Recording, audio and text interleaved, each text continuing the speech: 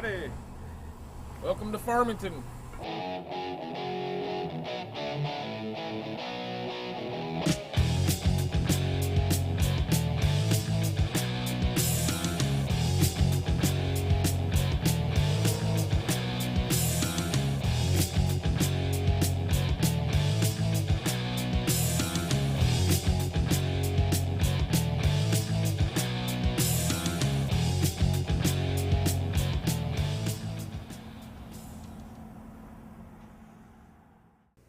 Got some tin here to cut out tonight.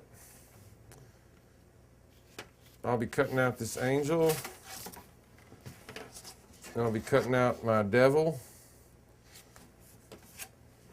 And there'll be strings connecting them with an old can top in the middle, and it'll be one of my pieces titled Flying and Falling.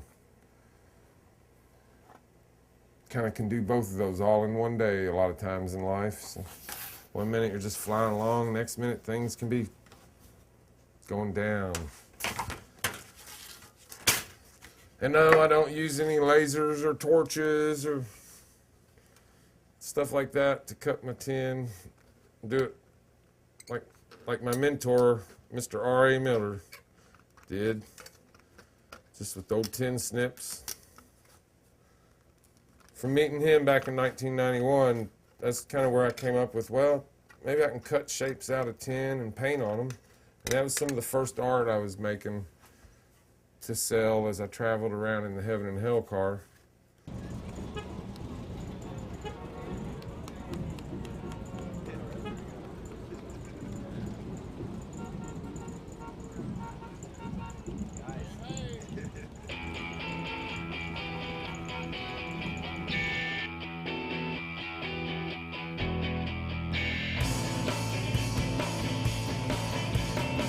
Some of the little scene shit that we go through to do these art sales. It's the work part.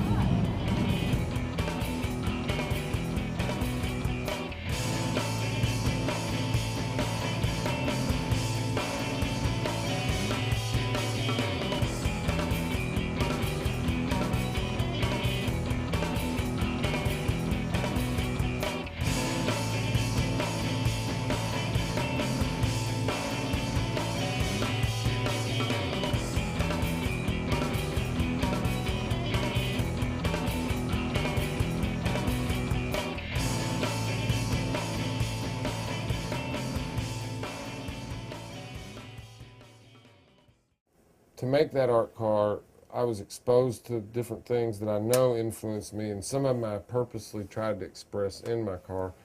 And some of those would be my Catholic upbringing. Now this is the Heaven and Hell car. Just 2 years ago, I went by St. Gabriel's School, a Catholic school in Louisville, Kentucky that I went to till 6th grade. But I know my Catholic upbringing, exposure to all the saints, the ritual, the statues that the Catholic Church uses, I liked. And meeting, like Howard Finster here at Paradise Gardens. Meeting him, reading about him, and then meeting him. Over here, R.A. Miller. I met him in 1993, and it wasn't until 98 that I made my art car. Both of them influenced my decision to, another part of my decision to use the Heaven and Hell and the religious imagery, because I loved their folk art that utilized those images and thought they were really neat people after meeting them. Things like Johnny Cash songs, his lines where he sings about going down the burning ring of fire, or he's singing about getting into heaven, and kind of themes. And so that's another reason I did the Heaven and Hell car. Polo Rojo, my other art car that doesn't really leave Athens. You drive it 30 miles, it loses a quart of oil.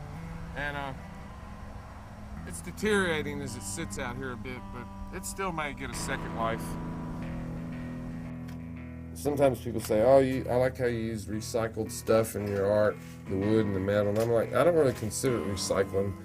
To me, recycled generally means like put it back into a use that was pretty similar to what it was a lot of times, especially with metals. When I turn it into art, the metal, I halt its rust. because it typically hangs in somebody's house and they look at it as art piece now. And so it gets handled different and it doesn't lay out there in the mud and just rust away.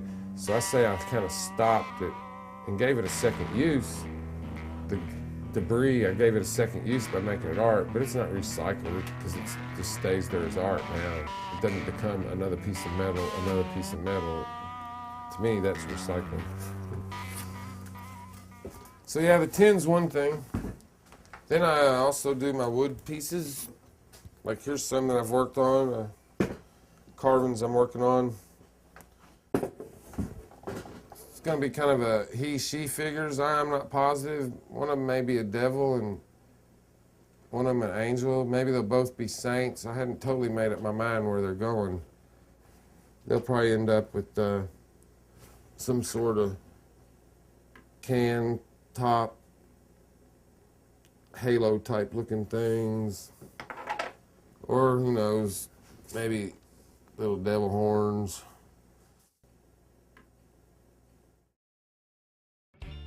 So yeah, that's pretty much it. You do a little of this and make a living kind of playing. Just make stuff.